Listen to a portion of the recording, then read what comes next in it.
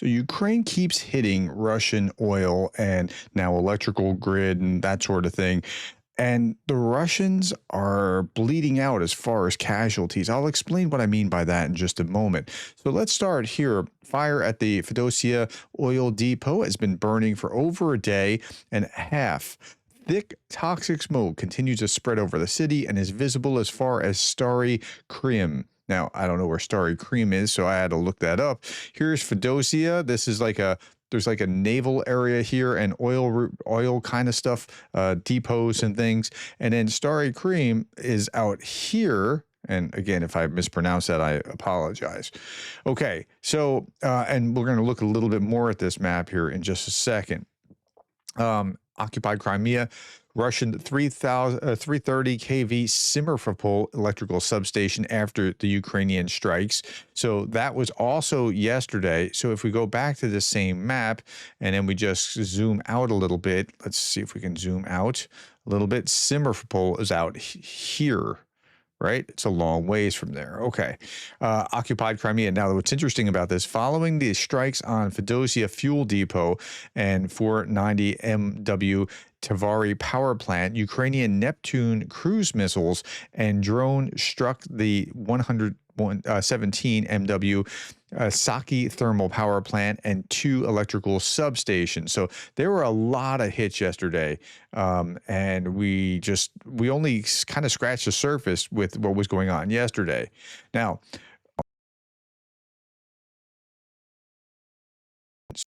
what's been the effect of that? Russian oil exports dropped a massive 17% in a month's time from August to September. It is now October, and now we're looking back at it going, wow, 17%. That's a pretty good drop. Remember, this targeted campaign on Russian oil really only started on August 1st. So that was 17%. And then Indian state oil refiners have reduced Russian crude imports by more than 45% between June and September, according to The Hindu. That's the paper that reported it. Now, with that, private oil depots have taken in things, or private refiners have taken in, but state refiners have gone about half. Okay. No, 45%. No one yet knows why, but for the first time in 7.5 years, Iranian flagged ships have just turned on their AIS beacons all over the world. The oil market is taking it as a sign that Trump's about to cut a no-sanctions deal with Iran. Needless to say, oil price would be absolutely destroyed, sealing Putin's fate. Now, this is all speculative, but what if... Now, I think the Iranians would use this for bad purposes, and they really have to have some kind of ironclad deal if that was the case. But what if Iran turned on, was able to export their oil without having sanctions in a full-on way? Now, Saudi Arabia is already turning on the spigot. This is going to be very bad for Russia, and yeah, Russia depends on oil. Okay. Nizhny Novgorod region. Debris from 6 Ukrainian UAVs reportedly struck a major energy facility, causing brief outages. Again, I don't know much more than that, but that was one strike last night. Another, Belgorod, another Kursk regions now without power. They just got their answer. Ahead of the Center for Countering Disinformation reported, yep, both put into the darkness yesterday. Atesh, the partisan movement. Atesh, Ukrainian partisans uncover major air defense failures in Zaporizhia Oblast. Widespread equipment failures caused by sanctions. Ukrainian military strikes on repair facilities and defective components from overburdened Russian manufacturers. One of the things that they're trying to do is find a hole in their defenses so that they can exploit it. They keep trying to do this by knocking out radars, for example, in Crimea before strikes. Okay, so that's what Ukraine was doing. I'll get to the military side and look at what the numbers are and why I say they're bleeding out in just a moment. Ukraine was hit by 96 drones overnight, including 60 Shaheds. Air defenses shot down or suppressed 69 of them. Strikes were recorded at 7 different locations, including a KAB bomb, which hit a hospital in Kharkiv. KAB bombs are hard to stop. Kharkiv is right near the Russian-Ukrainian border. Okay, local authorities report that 6 people were injured. Again, here's some more about this. Russia hit Ukraine's power grid and bombed a hospital overnight in Kharkiv. 6 injured, 100 plus patients had to be evacuated. Drones also knocked out electricity in Kirovograd Oblast. 62 civilians were hurt in Kharkiv Oblast over the last 24 hours. Again, 57 patients in the hospital when it was targeted by a Russian glide bomb, and they have been transferred to another medical facility. I can't show some of the graphics here. Putin forces have also blown up tons of humanitarian aid after bombing a UN convoy in Ukraine's Kherson region. A UN convoy. So the headline here should be UN convoy bombed by permanent member of the UN Security Council, because that is what effectively happened. Okay, let's look at the battlefield and see what's going on day over day. 1,200. Now, if you're paying attention, about 1,000 is about the average for the year, and I'll show you how that average works. We have 5 tanks, so some of these tanks that weren't reported were reported finally. 29 artillery systems and 145 vehicles and fuel tanks. This number down here is really high compared to what it's been. Okay, this is Ragnar Gudmundsson's dashboard. Casualties remain high, engagements up, still below average. Noted unarmored vehicle and artillery losses. 5 tanks also hit.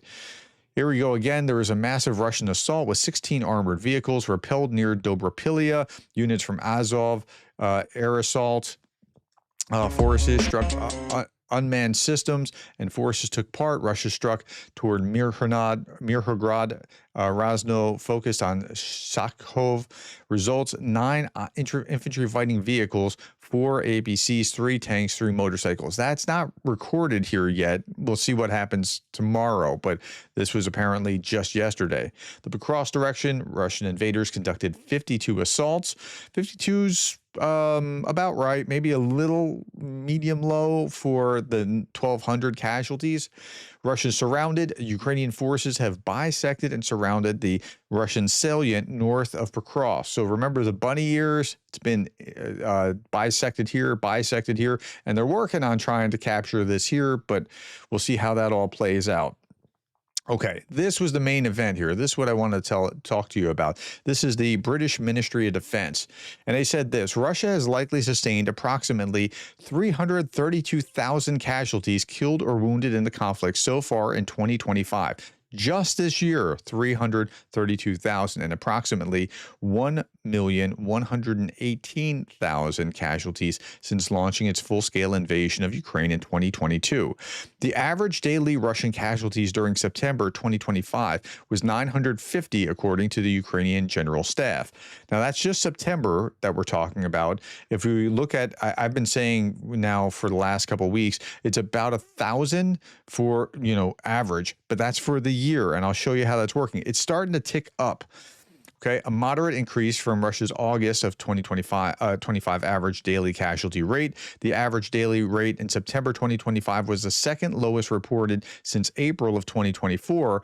After August of 2025. The recorded Russian casualty rate decreased month on month from March to August. So it really slowed down just when you thought that it was supposed to be picking up. And the only thing attributable to that is you just can't fight and go engage the enemy when drones are overhead and you can't get there to fight. However, Russia's casualty rate in October has been steadily increasing, surpassing 1,000 daily casualties every day from 5 October through 12 October. So it looks like it's ticking up. It's too early to see if this is actually a trend or not. Russia's decreased monthly casualty rate has been sustained at the time as Russian forces have maintained a high operational tempo across the front line, and Russia has continued to make incremental territorial gains. So there's a high tempo, low rates, but if we look at this, okay, so the darker it is, the older it is. So 2022, 2023, 2024 is this one that's a little bit higher, and then 2025 is this, as we're looking at these numbers here. Okay, so but it's starting to tick back up a little bit now in in October. So I think you're going to start seeing it tick back up a little bit more as Putin's trying to get some more momentum here because it's looking very bad for him politically. But I've seen it, I felt it in the last couple of weeks as we're looking at the casualty numbers. On the southern front, Ukraine's 33rd Artillery, Assault Regiment and 24th Idar Battalion broke through Russian defenses on the Orkhiv sector, Zaporizhia region. They liberated Mali Serbich and parts of Stepove and captured Russian troops to expand the exchange fund. Now, that's a really gutsy thing to be doing when, like, to look at these. Excuse me. I'm sorry about the music. That's a really gutsy thing to be doing when, like, if drones could be going overhead. But this gels with that lack of defenses thing that we talked about earlier in Zaporizhia. So maybe that's what's happening here. The Kremlin removed some restrictions on using Russian reservists in combat, allowing Kremlin to employ reservists in its war in Ukraine. Now, I'm going to talk about that a little bit more in just a moment, but bad things are happening. They have to do this for a reason. Airstrikes, the numbers are going up on the battlefield. Airstrikes hitting positions like this. Russians hold up in this building. Russian soldiers recorded a video in advance of his own anticipated murder, speaking about how his commander has executed and buried other members of his unit, as well as hoarding aid meant for the soldiers. The speaker has since disappeared and is now likely dead too. So there's a reason why you need more soldiers when you keep doing kind of things like this. Here's the ISW talking about it. Russia may begin to mobilize members of Russia's active reserve on a rolling basis to sustain its combat operations in Ukraine, but it's unlikely to conduct a large-scale involuntary reserve mobilization to expand the size of the Russian military dramatically at this time. The creation of a mechanism for small rolling mobilizations would be a major inflection in Russia's force generation strategy, which so far has sought to generate recruits through growing financial incentives and sign-up bonuses to avoid mass compulsory mobilization after the challenging involuntary reserve call-up of late 2022. They don't want to go there again, but they have to do something because this is happening. Russia's existing pay-to-play system for generating recruits is likely hitting diminishing returns. Well, what this means is that they can keep incentivizing, here's $50,000, here's $70,000, but it's not getting, you're paying more and not getting as many people as you need given the amount that you're paying. And it's forcing the Kremlin to adopt a different approach using rolling compulsory mobilization of reservists to sustain its manpower. So that, I think, is the wave of the future. Again, the battlefield is heating up. Andrew Perpetua is saying it's crazy. We're at the point that 174 videos is like half a day's work. When we started, we had 60 per day total. So he's the guy, he kind of tabulates all the major losses of equipment and things on the battlefield. Okay, some 75% of Ukrainians feel confident that Ukraine will win, but most say the country lacks strong warfighting ability. Majority of respondents either fully or somewhat believe in victory. 41.6% rate Ukraine's warfighting abilities as poor. And I can't do a video and not show drones, but this drone is a monster. Look at this thing. If drones gone too far, I don't know. I think this isn't far enough. This is awesome to watch. Look at that. Okay. Two last things and we'll be done. 14 October 1942 is recognized as the symbolic founding date of the Ukrainian Insurgent Army, UPA. Confirmed by a resolution of the Ukrainian Main Liberation Council. The date coincided with the intercession at the Tokos, a historic Cossack feast chosen to link the struggle for independence to Ukraine's military tradition. The UPA operated from 1942 all the way to 1960, fighting against both Nazi and Soviet occupation. Its goal was clear: creation of an independent Ukrainian state. Yep. They've been fighting for their independence, not just since 1942, but far before that. And then finally, I'll leave you with this. Priceless. I love community notes, says Julia Davis. This is to somebody who says, Sasha Meets Russia, who says, don't poke the bear. Many have tried to take down Russia. All have failed. Well, Reader's note says this: factual error. Russia lost the Crimean War, the Russo-Japanese War, the World War One. So, well, World War One, they were kind of like overtaken by Soviets and kind of bowed out.